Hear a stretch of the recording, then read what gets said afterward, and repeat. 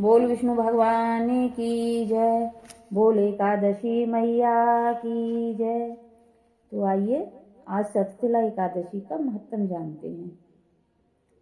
एक समय दालभ्य ऋषि ने पुलस्त्य ऋषि से पूछा कि हे ब्राह्मण, मनुष्य मृत्यु लोक में ब्रह्म हत्या आदि महान पाप करते हैं, दूसरे के धन की चोरी करते हैं, दूसरे की उन्नति को देखकर ईर्षा आदि करते हैं, परंतु फिर भी वो नरक को नहीं जाते।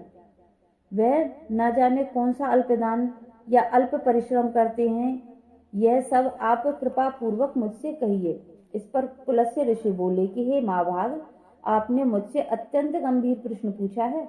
इसको ब्रह्मा, विष्णु, इंद्र आदि भी नहीं जानते, परंतु मैं आपको यह गुप्त तत्व अवश्य ही बताता हूँ। माघ माह के आने पर मनुष्य को स्नान आदि से शुद्ध होना चाहिए और इंद्रियों को वश में करके तथा काम, क्रोध, लोभ, मोह, ईर्षा, अभिमान आदि का त्याग करना चाहिए और भगवान का स्मरण करना चाहिए। हाथ पैर धोकर पुष्य नक्षत्र में गोबर, कपास और तिल मिलाकर कंडे बनाएं। इन कंडों से 108 बार हवन करें और यदि इस दिन मूल नक्षत्र और द्वादशी हो तो नियम से रहें। स्नान आदि नित्य क्रिया से शुद्ध होकर भगवान की पूजा कीर्तन करनी चाहिए। एकादशी के दिन व्रत और जागरण तथा हवन करना चाहिए। दूसरे दिन धूप, दीप, नैवेद्य से भगवान की पूजा करनी चाहिए और खिचड़ी का भोग लगाना चाहिए। इस दिन कृष्ण भगवान का पूजन अवश्य करें। पेठा, नारियल, सीताफल या सुपारी सहित अर्घ देना चाहिए और फिर स्तुति करनी चाहिए कि हे भगवान, आप आशरणों को शरण देने वाले हैं। आप संसार में डूबे हुए का उद्धार कीजिए।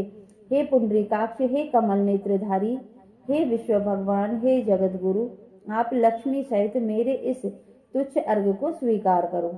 इसके पश्चात ब्राह्मण को जल भरा कुंभ प्रदान करना चाहिए।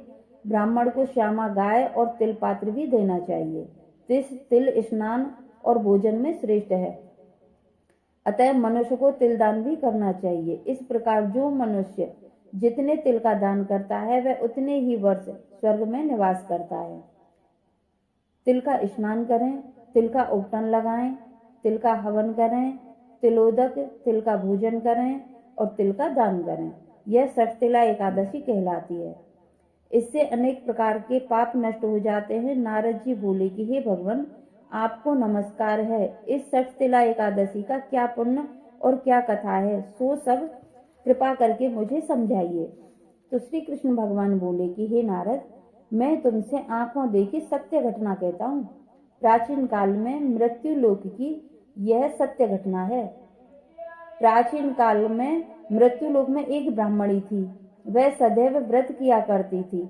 एक समय वह एक महाव्रत कर रही थी।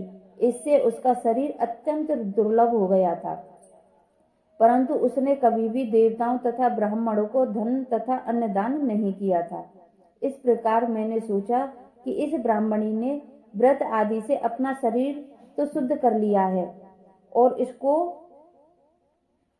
वैष्णव लोग भी मिल जाएंगे, परंतु इसने कभी भी अन्नदान नहीं किया है। इससे इसकी मृत्यु होना कठिन है। ऐसा सोचकर मैं मृत्यु लोक में गया और ब्राह्मणी से अन्न मांगा। वह बोली, आप यहाँ किस लिए आए हैं? मैंने कहा, मुझे भिक्षा चाहिए। उसने मुझे एक मृत पिंड दे दिया। मैं उसे लेकर लौट आया और कुछ समय बीतने पर ब्राह्मणी भी शरीर त्याग कर स्वर्ग गई।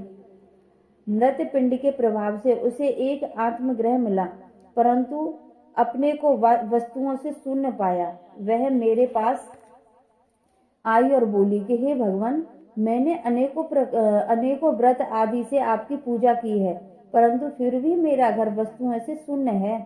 मैंने कहा, तुम अपने गृह जाओ और देव स्त्रियां तुम्हें देखने आएंगी। जब तुम उनसे सठतिला एकादशी का पुण्य और विधि सुन लो तब ही द्वार खोलना।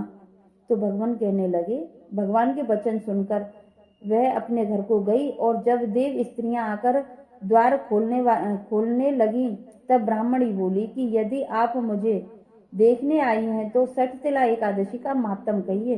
इससे मैं एक देव स्त्री बोली, सुनो, मैं तुम्हें सठतिला एकादशी का महात्म सुनाती हूँ।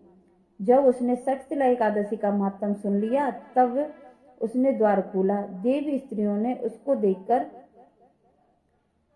स्त्रियों से अलग पाया।